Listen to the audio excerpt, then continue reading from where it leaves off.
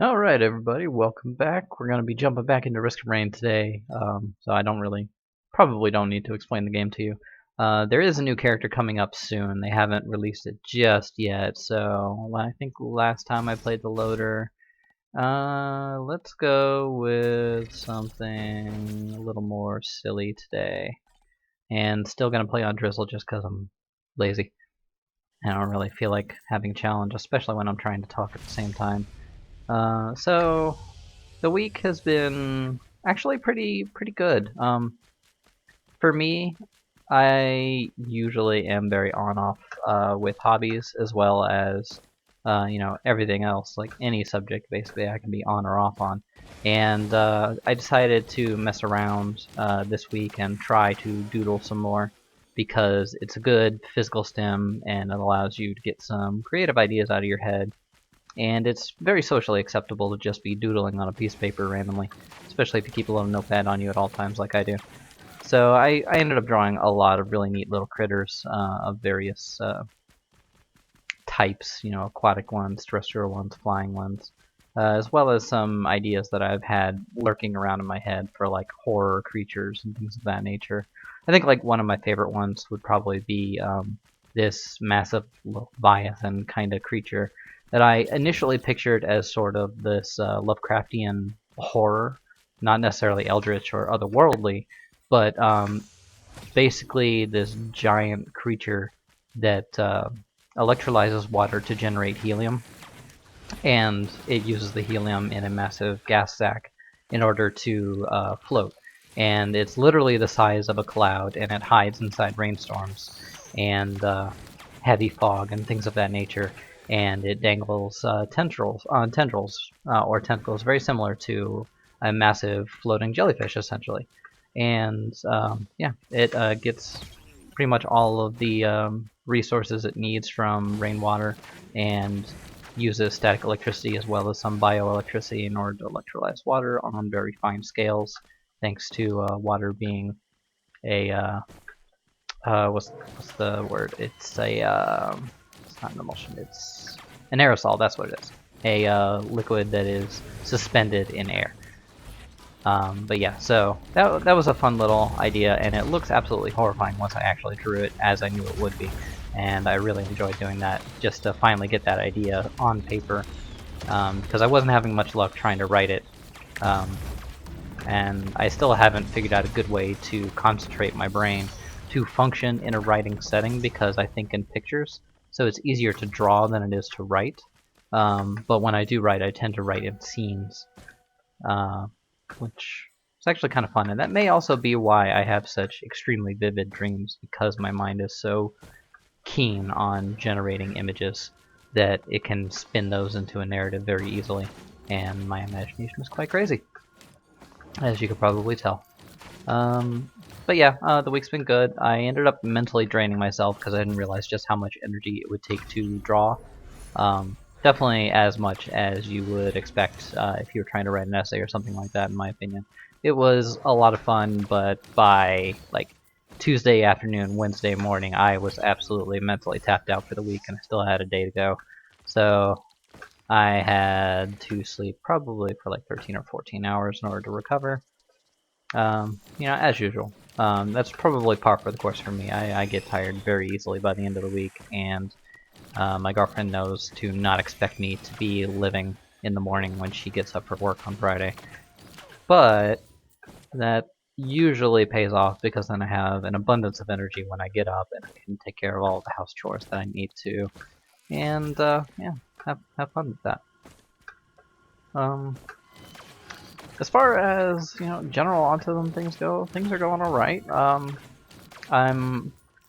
I've really started to see the impact of my ability to fine-tune routines at work, because we had a fairly large stockpile of work built up when I started working in the department that I do, where I do software reloads and try to break into phones that are security locked so that we can resell them. And I think at one point we probably had like 5,000 or 6,000 devices, and after about 6 or 7 months we were down to just shy of 500 devices. So we have made a significant dent in that, and I am not ashamed in claiming that the majority of that work was me.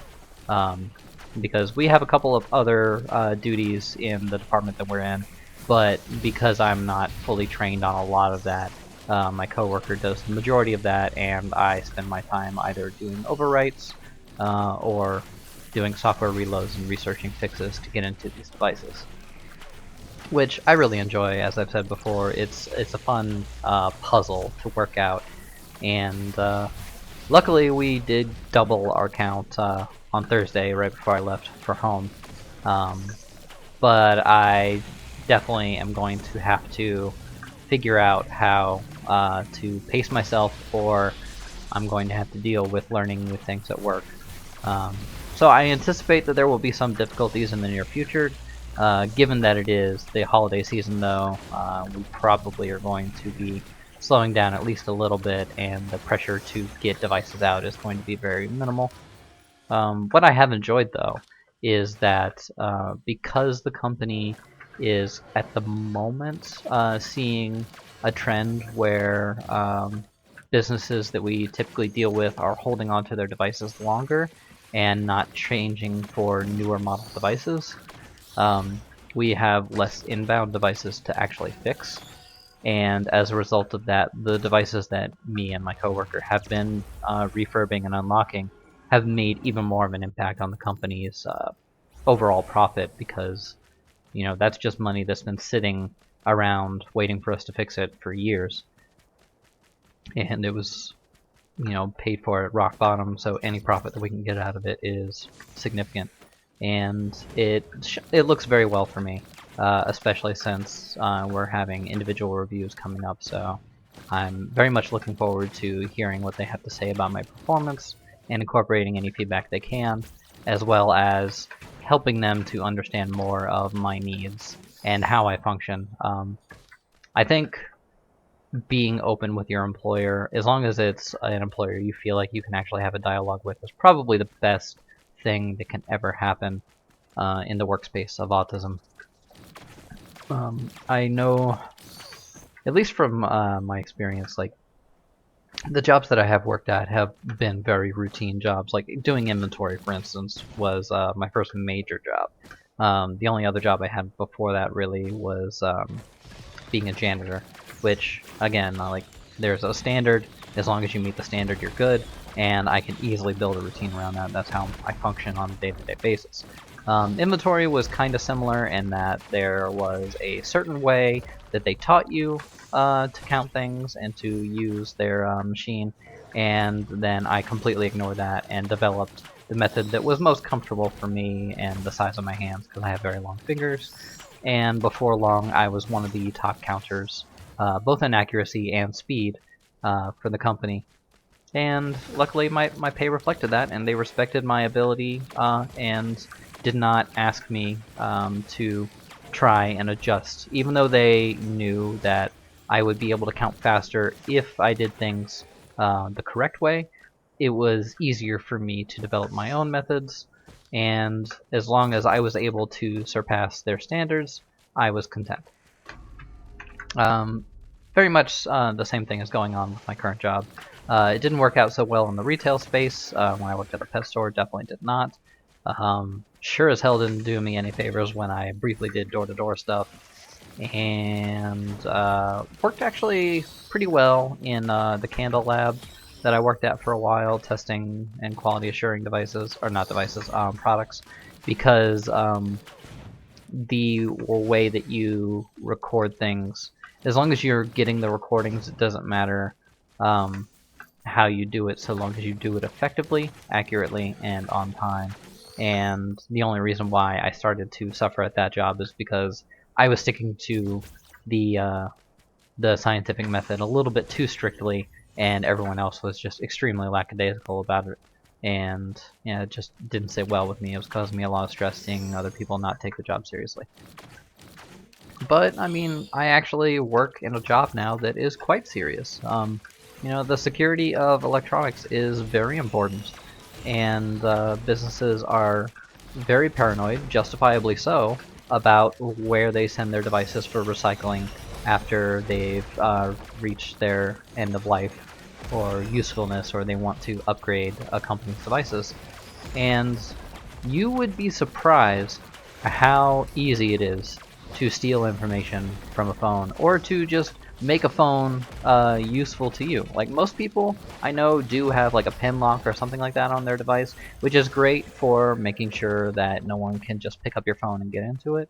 Or using a face lock or something along those lines is fantastic. But if my intent is not to steal your information, it's just to steal your phone and then resell it, almost all phones on the market, aside from iPhones, I can probably get into within 30 minutes and have it completely refurbished and good as new to be sold to anyone on eBay that wants it. The only reason why I bring up the fact that iPhones are secure is because most all of their information, as well as any of your personal information, is stored in the cloud as opposed to on the device itself, as far as I'm aware. And the devices themselves, there are ways to get into them and restore them without having access to iTunes or something along those lines. But for the large part, it's just a massive headache and it's not worth the time. That being said, pretty much anything that's Android is not secure at all in the slightest. Even the newest of Pixel devices has the exact same vulnerabilities that I found to work on, like Motorola's and flip phones and like HTCs and things like that. All of them are extremely vulnerable.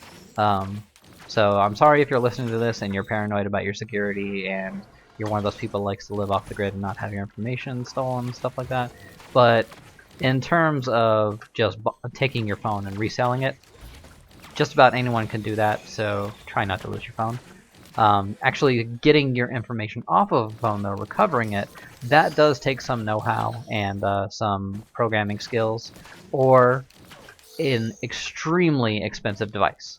That's probably one of the more interesting things that I do with my job. Is we have a device that police use in order to recover information from electronics that they acquire when they arrest suspects and things of that nature.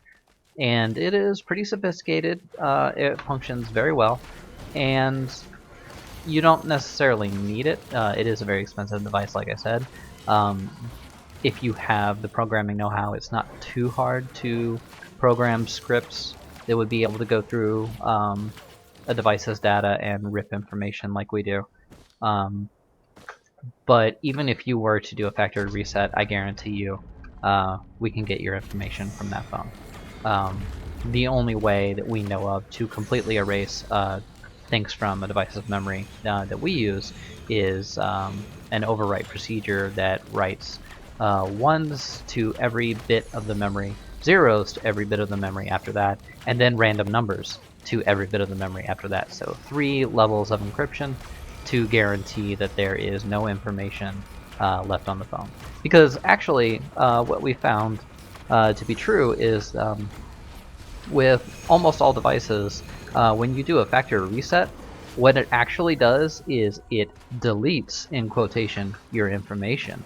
But what it does is it takes the used up memory and it just marks it as rewritable, so that any new information stored on the phone will overwrite the existing information. It's still there. And that's where anyone who has the capability of writing those scripts would be able to take information off the phone.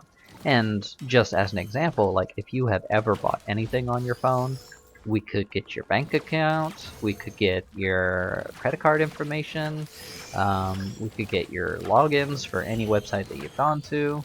There's just so much. Pretty much anything you've done on your phone, if you've logged into anything, that information is on there. And unless you overwrite it, it's definitely something that can be stolen. But now that I've done finished terrifying me, um, yeah, I don't know. I just felt like expanding a little bit more on what my job is like on a day-to-day basis. Okay, yeah, I did hit that. And I really enjoy it, and I think it plays very well to my skills. But knowing now that we're slowly starting to run out of devices to work on, at least in the meantime, and we're not entirely sure when it's going to pick up again, I'm a little bit concerned about what I'm going to be doing with myself. Ooh, that'll be fun. Because when I first started at the company, the job that I was doing was just wiping iPhones and preparing them for like functionality testing and everything like that to make sure that they're good. Um, and I did do the job very well, but I don't know if I mentioned this in a previous video. We had sort of a quota system where we were expected to meet a certain number of devices at the end of the day, and we have a weekly incentive where as long as you meet a certain amount of devices, you get an extra $125 on your check at the end of 2 weeks, which is a nice system. It encourages you to stay focused and to keep working, but when it comes to me, I see that quota and my mind immediately says, I want to do more than that quota every day, and I don't care what it takes to get that quota. I will fine-tune my process as much as I possibly can, but in the process, more than likely, I'm going to start mixing things up and I'm going to start doing things wrong, and it ends up biting me in the ass and I start making errors, and if you make too many errors, you're disqualified for the incentive. So, as much as I like incentives, they just do not work for me. And anytime that there is an expected quota, it is extremely counterproductive for my psychology anyway. Oh, hey, I got an email. Alright, let's get this guy going. So yeah, I don't know if that's something that is true for all people with autism or Asperger's or whatever. But for me personally, I really, really don't like having quotas. I like having, you know, meet this, meet this, meet this as guidelines, or general idea of as long as I can get into this device and I can make sure that there is no personal information left on it, device is good. It doesn't matter how I do it, just that I did it and I was able to verify that that information was gone, then that works very well for me, because then I am free to explore and to find the method that works best. And then the speed comes, because once I find that method, then I go absolutely crazy. As I've mentioned, we've burned through damn near 6,000 devices in half a year, which is fantastic because those sell for a lot still. Most of the devices that we work with are anywhere from a year to 5 years old in terms of the technology curve, which certainly isn't great, but given the volume of devices and the markets that we sell to, which I have no real impact on, and I don't really need to know. But the volume and the markets that we sell to are more than happy to have secondhand devices, and yeah, they're still quality devices. Most of them still very good quality in terms of like scratches and things of that nature. Not to toot the company's horn or anything. I'm very happy with what I do. You know, cut me some slack. I enjoy my job, and it affords me the ability now to come home on Fridays and make these videos, catch up on my chores, and then actually relax for the weekend. Which is something that I usually do not do, and it is making a huge difference. You know, I really enjoy making these videos, as I've said before, and it isn't, at the moment anyway, it has nothing to do with the people that I interact with. Largely because at the moment I don't really interact with people, but just being able to get my ideas out and to communicate on my level at my pace, it's extremely therapeutic. And yeah, I honestly think more people should do it, whether or not your content gets views. I know a lot of people want to be internet famous or something along that line. It is great to want to make an impact and to help people. That's really the main reason why I continue to do this. But it is nice to have that that secondary effect that for me, it is healthy, and therapeutic. And I think everyone could benefit from being able to talk things out. Because in the end, I think a lot of people want to be heard, and many people don't speak out, or they speak out too much and don't listen enough. And believe it or not, YouTube videos can actually be a platform to listen. Because you can interact with people, you can field questions, you can do react videos, you can do all kinds of different things to better yourself and to understand things. So yeah, where I was really going with that though is I would encourage anyone, whether you upload or not, even if it's just private videos or something along that line, to talk to yourself. You know, it doesn't have to be such a crazy concept to speak to yourself, I think. Everyone wants to hear their voice, whether they admit it or not. And it's surprisingly powerful to hear your thoughts and your feelings out loud. It's one thing to feel them, it's quite another to actually put words to them. Which is why I think I actually started it back when I was a preteen, I think. I wasn't much of a speaker still, but I would write down my thoughts and feelings and then go back and reread them. And usually I would shred or throw away the piece of paper within the day, if not the day after, or something along those lines. But it was very eye-opening. And, you know, given my childhood and the amount that I moved, it helped tremendously with the amount of stress and unpredictability of my life at the time. How long? Oh, I've already been doing this for 20 minutes. Cool. So now that I've got all that silliness out of the way, and I'm at a loss for what I want to talk about, I think I'll just talk a little bit about what's going on, because I haven't mentioned pretty much anything that's been happening in game. I'm definitely not moving at the pace that one should. If you're playing this game seriously, the faster you move, the better, because difficulty does rise the longer that you take. But I feel like I've got a good build going at the moment. It's not super special or anything. I didn't really need that drone. I just got that drone as a distraction because enemies are quite stupid, especially ranged enemies, and they will target just about anything. But as you saw, I did go to the Lunar Trader, and I got the shaped glass, so I'm currently doing double damage, and I lost half of my health in the process, but that's fine. The Huntress is a very squishy character, so you should not be getting hit often, and if you do, you better have a lot of survivability. Even if I hadn't gotten the shaped glass, there's a very good chance that I'm going to get one shot very early, and by early I mean like middle to late game, as opposed to pretty much exclusively late game. I've also got some crowbars going. I really like stacking syringes on her, because the syringes increase her attack speed and she becomes a Gatling gun of arrows, which is just hilarious to see. I would love to be able to find a printer so that I could show you that. It gets so silly so fast. I'm getting some crit there, but I also have a lot of area of effect, which is a fantastic bonus for her because she does best when she has a crowd of enemies. I don't know if I mentioned this before, but her laser glaive, which is...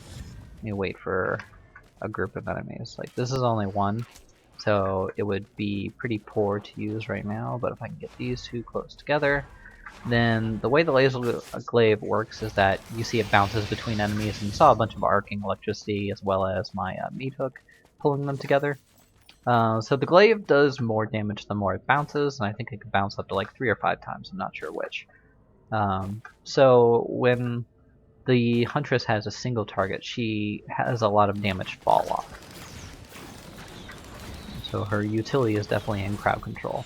And that's partly why I like stacking attack speed on her, because that gives her a nice bonus when it comes to single target enemies. And at the same time just greatly enhances her crowd control, because the amount of or at least the speed of the glaive. I think it bounces faster when she has higher attack speed, and she is fantastic for status builds because of the amount of enemies that she can hit with the glaive very quickly. And especially when you get the ukulele like I've got, or the meat hook, you can just hit so many enemies so quickly. I also have the Celestial Dagger, so enemies that I kill send out homing knives, which do a pretty good amount of damage, and any enemy that dies because of that is going to send out even more. So yeah, I've got a nice build going. I think it could be enhanced by attack speed, or definitely more on hit or on death like that one. So now enemies will catch on fire. So that's kind of nice. There's another one. Really was hoping to find a printer. It is nice to have a fuel cell because I've got my BFG. Ooh, there's another ukulele. Or I could get a random, or I could get the band. I think the band probably would be better because that's going to be another on hit, and that's actually a very powerful on hit. Ooh, here's an elite. So yeah, you can see I didn't have many targets, so that wasn't doing a whole lot of damage, but as soon as those others showed up and I threw out the glaive, it did a lot. So let's get this guy going. There we go. I'm not going to save up for the really expensive chest that's on this level. I'm just going to go ahead and hit up this teleporter and move on. Yeah. Alright, what do we got? We got another stone titan. Nothing special. Toss that down there. Hey, look at that. He's already gone, and all I did was throw out the glaive, as well as hit him with an arrow rain. I didn't even have to use my Freon accumulator, which I love seeing all these daggers just kind of sink down. If an enemy had spawned, they would have all just gone crazy and flown straight at it. Did I pick up whatever he gave me? I don't even remember. I guess it was a missile pod, wasn't it? So yeah, that was an extremely uneventful boss. Let's get another healing drone, just for shiggles. But yeah, mobility is definitely your best friend when you're playing Huntress.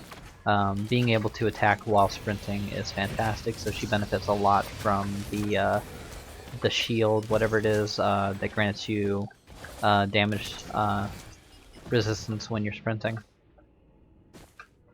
And yeah, that's what's going on. So we got some explodings, we got some double jump going, we got a lot of hit or on hit effects. Nothing super exciting. Actually, I think I should turn on the music. Do I have it? Yep, I do have it down. There we go. Let's get some tunes going. Because this game actually does have really beautiful music. There is a new character coming up, like I said. They released a teaser image for it, which is just like a faded out or a whited out silhouette, and I'm really excited. It could potentially be another returning hero from the first game, or a pseudo returning hero. Like the loader technically was a returning character, but they changed the way that the loader functioned as well as looked, which was a lot of fun. I really do love the loader currently. And I believe that the next one is also going to be a melee character. I'm hoping it's based off of Acrid. And for those of you that haven't played the first game, Acrid was a special unlock character that you had to find and then defeat in-game. And when you did so, it unlocked them. They're basically like this alien from another planet that was imprisoned, and they have like toxic spit that kind of has a pandemic effect where any enemy that dies while they're affected by it will spread it to other enemies, and it just gets ridiculously OP in terms of area of effect. And I think it would be a lot of fun to play in this, especially if you can group up enemies or get a lot of on hit or something along those lines. They also had the ability to lay down a field of poison that did damage over time to anybody, and I am nothing if not obsessed with damage over time. Pretty much any game I play, if I can do damage over time, like poison or curses or anything like that, massive amounts of debuffs and things of that nature, that's definitely my go-to. I really enjoy it. I don't know why.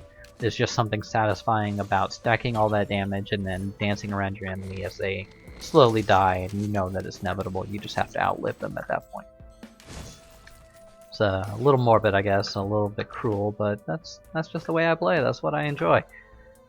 And unfortunately, there isn't a character at the moment that can really do that. So yeah, I'm hoping that that's what it's going to be, and certainly I'm usually after a week. usually a week after, a week after that they release the teaser is when the character releases. So hopefully next week I'll be able to do that video. Although that will be approaching Christmas, so I may not make that video. Who knows? Either way, at some point you'll definitely see it. Let's just go ahead and get this going. Wandering Vagrant. So I love it when you get bosses where they spawn in multiples, like once you get far enough, because look at how quickly I just shredded them. There was no contest at all. The Huntress is one of the few that really, really benefits when you get more enemies spawning, or more bosses in the waves. Like the Horde of Many is probably my favorite as the Huntress, and every other class I hate it. I hate it, I hate it, I hate it. Except maybe Rex. Rex is a lot of fun, because Rex is a strange character that does well when there's groups of enemies, given that your main damage attack is sacrificing your health to do a large like seed bomb, then like a mortar that just drops down from the sky. Oh, I love that effect too. Just seeing the flowers on here and then hearing them charge up. And I think the more flowers you get, the more often it sends out a healing pulse or something along those lines. I'm not entirely certain how that works. It's been a while since I played this, so a lot of my specific knowledge has dwindled. I was recently thinking about going back to an MMO of some type though, because I used to love MMOs. I definitely have the same problem I have with most RPGs in MMOs, in that I like to iterate and find the best approach. So the few that I did play extremely often, like Ragnarok Online, you know, the original 2D one, if you know that one, I played the crap out of, and I memorized every single area that I needed to go at which level in order to maximize the amount of gold I made as well as experience. And Flife was another one that was horrible. RuneScape was another one. I never did get into World of Warcraft, mainly because I didn't like a pay model. I don't like subscriptions. But things of that nature, I certainly would like to get into an RPG or an MMO of some type that I could really, really just delve into. The main issue being that I habitually reroll characters. Like recently I've been playing the Outer Worlds because I got an Xbox One. This is the shield I was talking about. And I've made, I think, like 4 or 5 characters, and I have yet to beat the game. And the main reason for that is there's so many different ways that you can approach the game, and so many different classes that you can do and builds, that there's no one way to play. And because of that, I want to play them all simultaneously.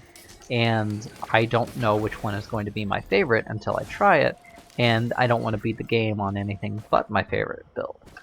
So I get about halfway through the game, or I'm starting to get close to the end on some character or something along those lines, and then I think of a different way that I want to approach things, or a different way that I want to try something. And I scrap the character, or I just shelve them, and I go try a new one. And as a result, it may be boring to some people. Oh, it took a while for that yawn to come. It may be boring to some people, but I can replay the beginning of a game as many times as it takes to feel out what's going to work best for me. And I may never get to the point where I find what's going to work best for me, especially if the game is constantly updating, like Oxygen Not Included is.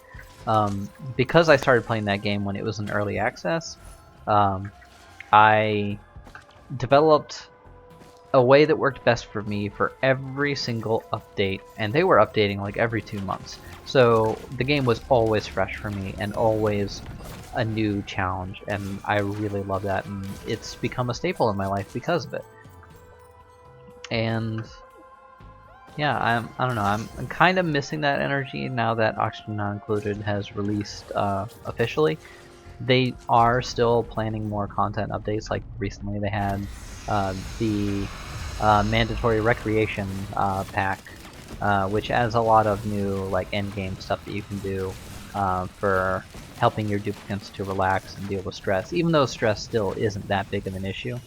But I think it's more designed so that you can take bigger stress risks and give duplicants better recreation and stress relief so that you can push yourself to build a more complex or challenging colony earlier. Which just isn't my playstyle. I like to play slow and methodically and think things out, as you know. But I did recently make a suggestion in the forum. I don't expect anything to come of it, but I know more about the critters in the game than probably anybody but the developers themselves.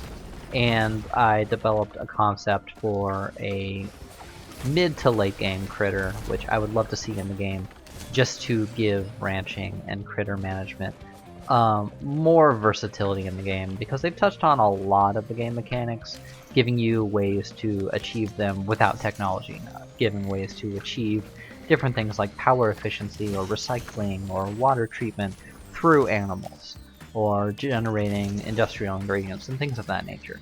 But they've never really taken that to an extreme and made it so that it can stand on its own. And some of the late game critters just don't serve any useful purpose. By the time you can actually ranch them, and what it takes to effectively ranch them, you've got so much infrastructure that you need to support them that you may as well take that infrastructure and just completely bypass them as far as ranching goes. Like, it's just not worth it. It's more like a really expensive pet, even more so than the critter that is designated as a pet. All it does is breathe oxygen and give decor. It does nothing except waste resources and look cute. And I love it, but it's more useful than some of the endgame critters, like gassy moos. Gassy moos serve no long-term purpose, in my opinion. They're not worth the time to ranch. And it requires space-age technology to even get them, and space-age technology to maintain them, because they don't breed in captivity. It's just not worth it. And I would love to see them expand on that and to make them worthwhile. And that's just my opinion. That's the way I play. As you can tell, like I get a little bit passionate about weird things like that. So I apologize for getting on my high horse about that. It is what it is. I still feel like this build isn't like doing anything exceptional. Huntress builds tend to go that way for me in my experience. I mean, literally, I'm just running around holding down left click.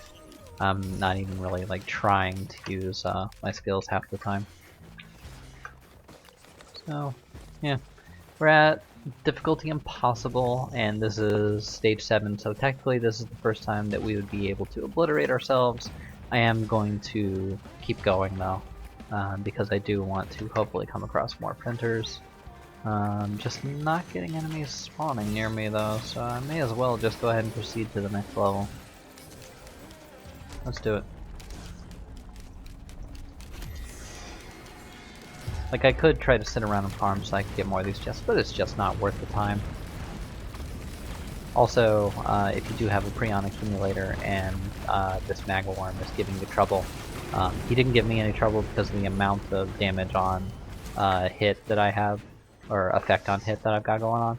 But if he's doing his attack where he stays very low to the ground, even if he's underground and you hit the Prion and just slam it down on the ground like that, it has such a massive area of effect that it'll hit the Magworm and do pretty much its full damage still. Just a little tip, if you were curious. I get some of the sick guitar riffs in. I also like that even though you can't go out there and explore things, it took a little bit of time to add a nice backdrop. Like, you can see some clouds and some trees and stuff back there. And these little shipping containers, I would love to be able to get out to them, but I don't think you can. That being said though, there's a lot that you can get up to around here. Like, I think you can almost get up to the top of this Pride Rock looking thing. Up there where that shipping container is, where I'm looking at right now. There is actually a newt altar that can spawn up there in case it doesn't spawn back here by the trees or elsewhere. So yeah, they do take a little bit of time, Hapu, to develop these levels and have some neat little touch. Alright, let's go. Let's go.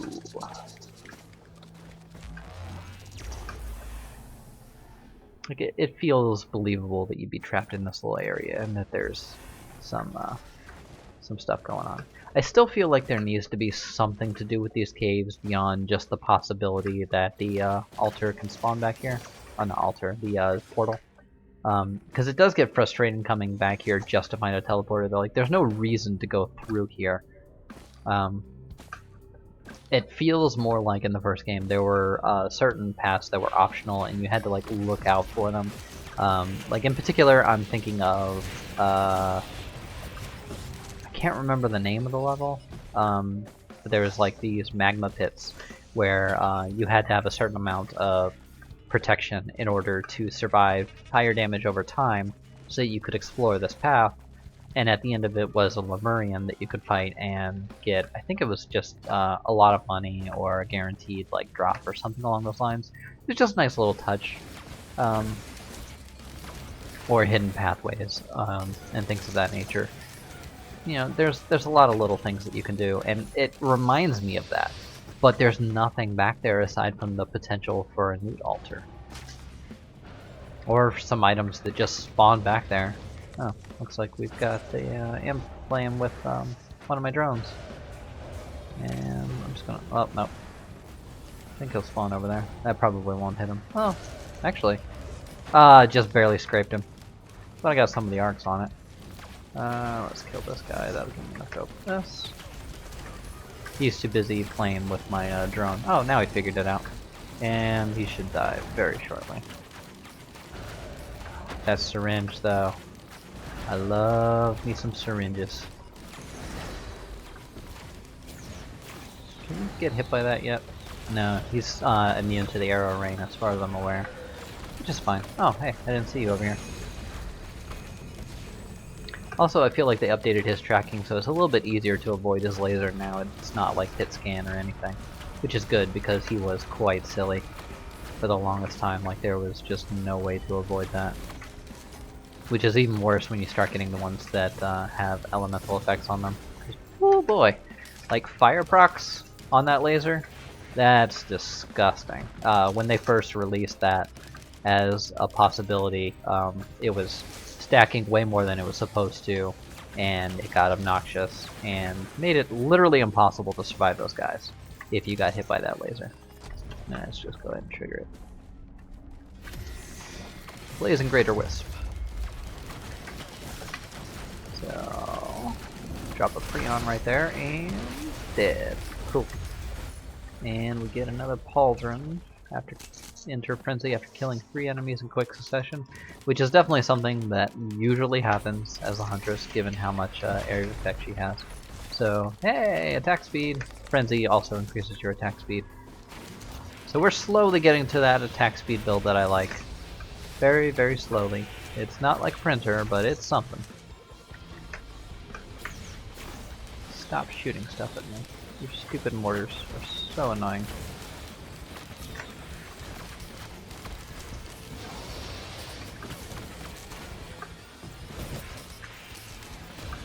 I still want there to be an endgame to this, and I feel like it's going to be a while still before that happens. But the first game was so fun, actually fighting Providence. Maybe next week, if I do make a video, I'll play the first game, just to give you a feel for how different and same it is at the same time. Like, maybe I'll play the Huntress specifically, because she is a lot of fun to play. And there's artifacts in the game that allow you to change up how the gameplay is. Like the glass artifact works very similar to the glass shard that I got from the Lunar Store, except that it gives me only 10% of my main health, but in exchange I do significantly more damage. It's a lot of fun. You can also have enemies explode on death. You can have it so that items are not random. You can actually choose which items you get from which chest you open, which is a lot of fun. You can have it so that elites always drop items, or drop a chest if you combine it with that artifact, and you can choose what item. So there's a lot of silly builds that you can do. Like, any build that you want to test out, you can. There was even the ability to like stack a barbed wire item, which we think is possibly going to be added in this next update. So the way barbed wire worked is that it created like an aura around you, that any enemy within that aura would take a certain amount of damage. I'm guessing it would be a damage on taking a hit. It could also be just proximity. But the damage as well as the radius stacked ridiculously in the first game. And if you had the aura or artifact of command, which allowed you to choose which items, it was very easy to stack barbed wire ridiculously. Like getting a stack of 100 would pretty much guarantee that pretty much any enemy on screen, even bosses, would die long before they got to you. You know, unless they were ranged, they probably weren't going to get a hit on you. It was hilarious. Alright, let's get this and that. And that's okay. Deal more damage to enemies if I get close to them. I'm typically not going to be getting close to enemies. So, not the greatest. But we're into the ha difficulty, which is good. Good in that it can only get so much harder. I did activate that Trial of the Mountain. I didn't even realize it. Like, I just did it on reflex. Bomb, crit. Yeah, let's get more crit. Alright, what do we got? Horde of Many. Overloading Stone Pipe. Ooh, this could be interesting. I'm definitely gonna use a Prion or two.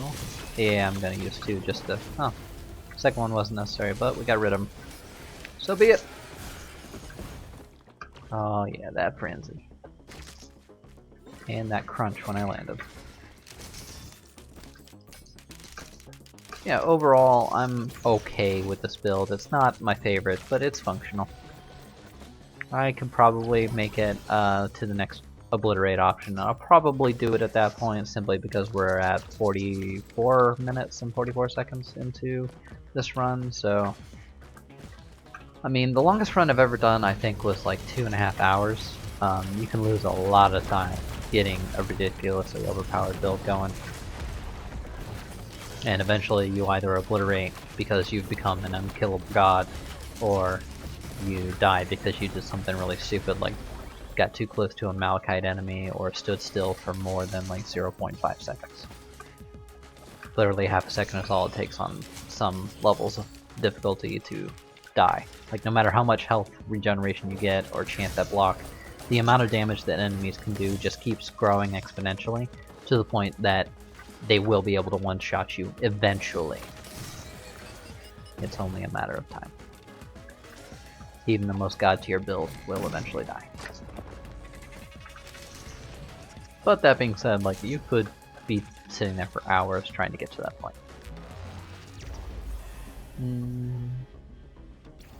Alright, what do we got? Nah. I love my running speed at the moment, at least. And my stomach's growling. I really should eat something. Remember a couple videos ago when I was talking about how I don't take care of myself? I really should have eaten before recording this. Hey, a syringe. And I don't have the money yet. But I will in a moment. There we go. More attack speed! I'm a one-trick pony. Attack speed is just so much fun on everybody. It really is. Like, even the engineer is fun to stack attack speed because then the turrets attack ridiculously fast because they inherit your items. Oh god, that is entertaining.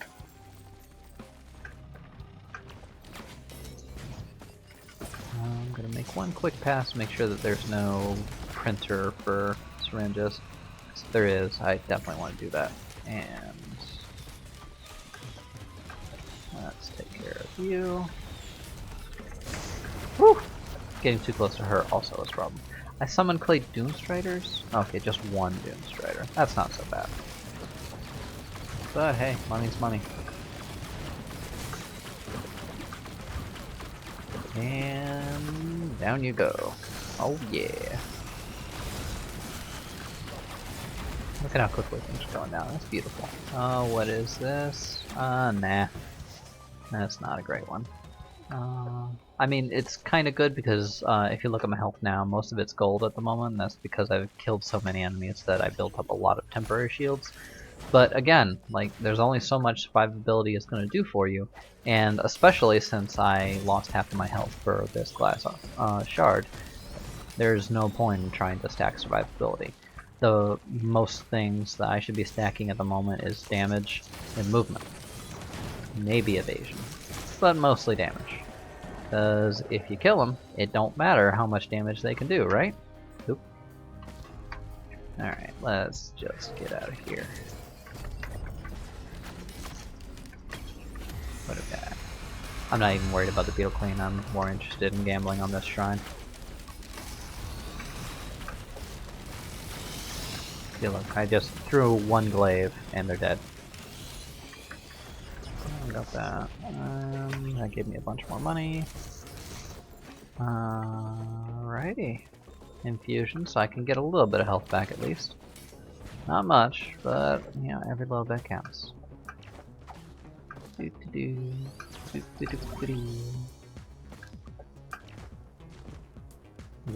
This track is a little bit funky.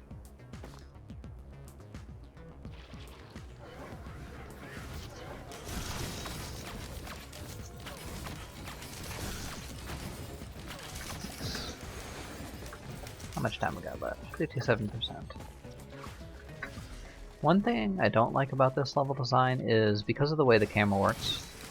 See, when you get close to that, because your camera is technically in the tar, it gives you the tar effect and it's very difficult to see, which sucks.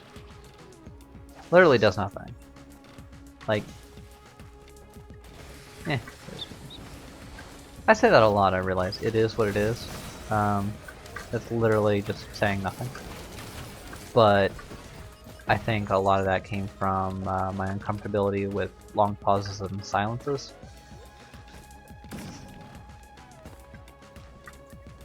Alright, let's get out of here. Whee!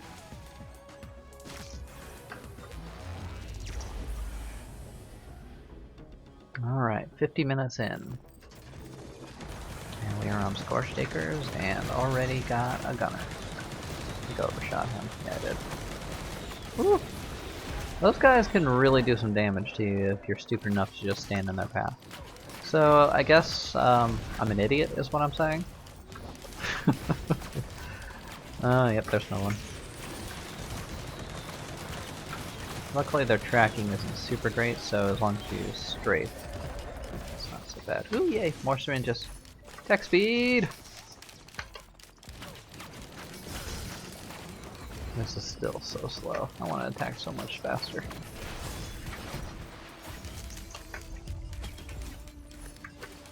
Yeah, it's done. Something. Did I hear... I thought I heard a big enemy. It may have just been a beetle doing his ground pound thing. There we go, he's dead. I don't know what it is about recording these videos, but I always get a little bit sniffly when I do it. That's weird, because even when I'm talking a bunch of work, that doesn't happen. I don't know, it could be my room too. Like, the circulation in this room isn't fantastic. No more syringes. And when those red whips kick in and you start running like a beast, it's a little ridiculous. Looking for printers. Get another magazine, that's another glaive to throw, and I misclicked, so getting more bleed. That's something too. Get that. Yeah, you know what? Let's go ahead and buy ourselves another secret shop. There we go. Oh, hi. Didn't realize I had a fire beetle going. And you're dead. Alright. That way, if there's something good in the shop, like a red item or something along those lines, I can use that to improve my build. I really, really don't like getting those fungus, because they are not useful unless you stand still, and standing still, as I said, is one of the worst things that you can do as a huntress. I really, really love the Grove Tenders boss drop. I don't get it very often, but it fires out heat-seeking little wisps when you're sprinting, which, as I've said before, is something that you will always pretty much be doing as the huntress. Like, if you're not running, you're not gunning. There we go.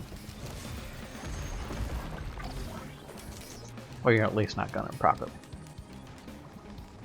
You should never be holding still as the huntress.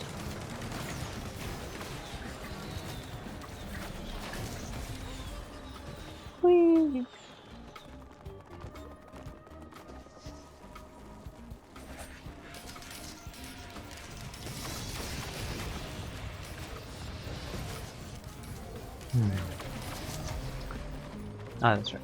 I was going to just start standing here. Again, standing still, not a great idea. So veto that initially. But I was going to start standing there because I wanted to just proceed to the next level and completely forgot that I bought the secret shop. Oh man. I swear, talking in these videos makes me stupider the more I talk. It may be just because I'm getting distracted. Who knows? I like these guys though. Their antlers are cute. That's the celestial portal. That's the blue portal. Let's go! Come with me, Beetle.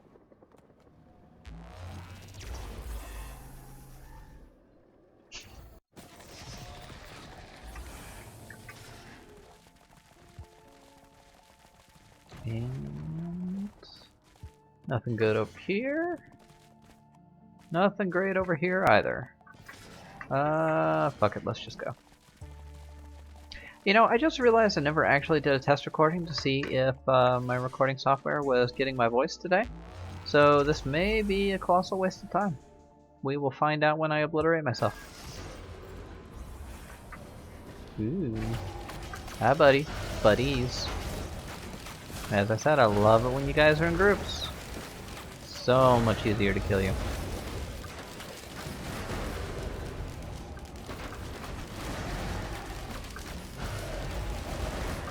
Oh, the third one. And down he goes. Already at 6,000 money. Fantastic. Did I actually? Oh, I missed it. There we go, another crowbar. Oh, it's fantastic. Alrighty. Yeah, getting some attack speed going. I'm liking that. Let's pop this. Hermit crabs. Malachite hermit crab, eh? And down you go. That wasn't so bad. Cool.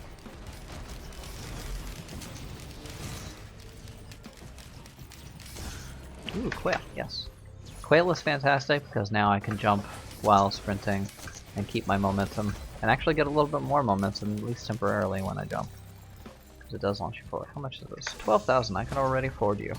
What you got? Ooh, antlers. So that doubles the amount of healing I get. Which again, survivability, not always the best build, but anything fancy counts. I mean, look at how pretty I look with the antlers, right? Looks awesome.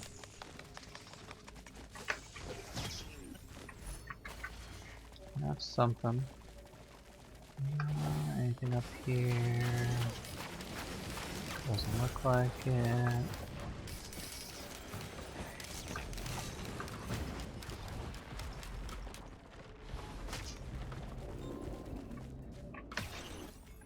I haven't seen any printers. It's disappointing. Let's go for an aerial view.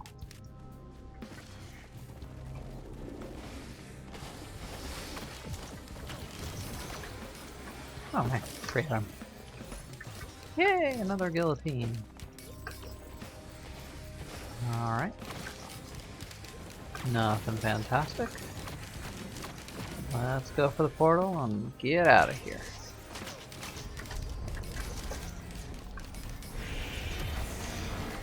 Celestine brass contraption. That's an interesting one because you make enemies invisible. I think also buff them? Not sure. Ah, that just went right through you. Yeah, more guillotine.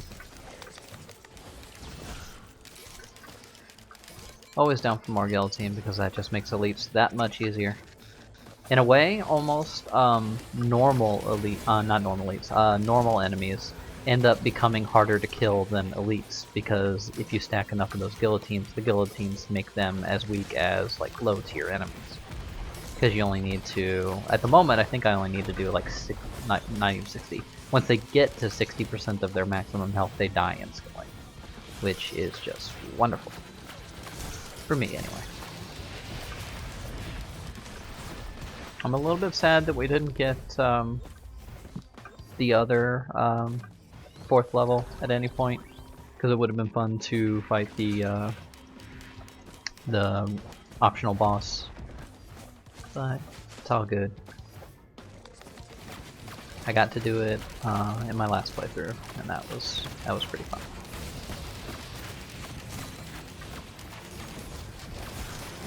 Yeah, I'm feeling whelmed with this build. It's functional, but it hasn't quite gotten to that level of I'm having a blast, you know?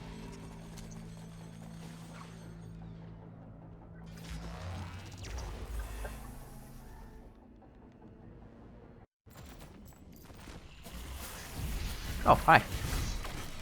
Can I help you?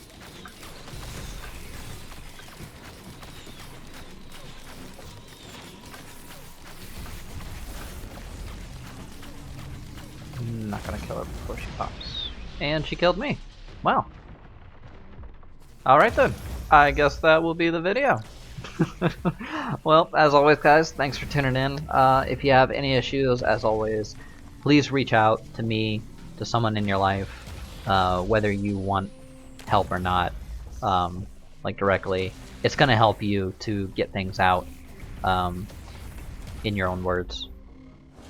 I can't say how, in any words, how much this channel has impacted my mental health for the better, and I want that for everyone that listens to this video or watches it.